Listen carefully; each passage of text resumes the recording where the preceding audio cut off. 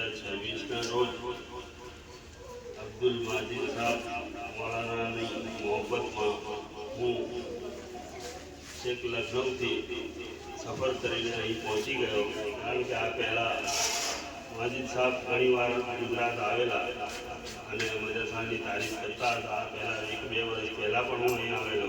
એ વખતે આ સામેની બિલ્ડિંગ નથી બની, એના પાયા ચાલી રહ્યા હતા, પુરાયેલા. આજે અલહમદુલિલ્લાહ મુકમ્મલ થઈ રહી છે અને ગરીબ એની ઉદ્ઘાટન પણ થશે.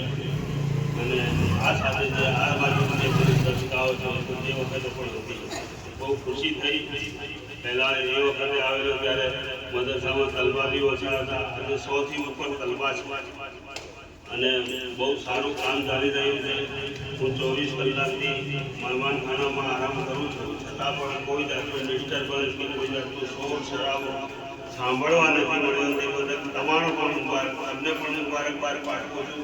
અને જ્યાં સુધી મારી આ અવાજ જાય છે એ લોકોને પણ હું ખુશી સાથે કહું છું કે ભલે આ મદરસા તમે દુનિયાના બીજા મદરસા કરતાં નાનો ગણતા હો, પણ આ છોકરાઓ અને પાછળ બેઠેલી છોકરીઓ બહુ હોશથી નાદરા અને કુરાન ને હિફ્ઝ પડી રહ્યા છે. અને એમને જે પણ કંઈ ખવડાવવામાં આવે છે એ સબરની સાથે, ધીરજની સાથે, અલ્હમ્દુલિલ્લાહ સુન્નતના અદાબની સાથે ખાઈ પી રહ્યા છે અને બહુ જ સલીકાથી તરીકાથી અહીંયા પરવરિશ પામી રહ્યા છે. તમામ અસાતિદા બી અહીં સારા છે. એ દરેક તલબા સાથે મોહબ્બતથી પેશ આવે છે અને એની દરેક જરૂરિયાતનો ખ્યાલ રાખે છે, સાથે સાથે સારી તાલીમ પણ આપે છે. એટલે એ કામ જ્યાં સુધી પણ મારી આ અવાજ પહોંચે હું તમામને કહીશ કે ફૂલ નહીં તો ફૂલની પાંખડી એમને અર્પણ કરવો ના હોય તો કંઈકથી દામે દિરામે સુને આ મદરસાને પણ કંઈ મદદ અપાવજો. બાકી અસલ મદદગાર તો અલ્લાહ છે.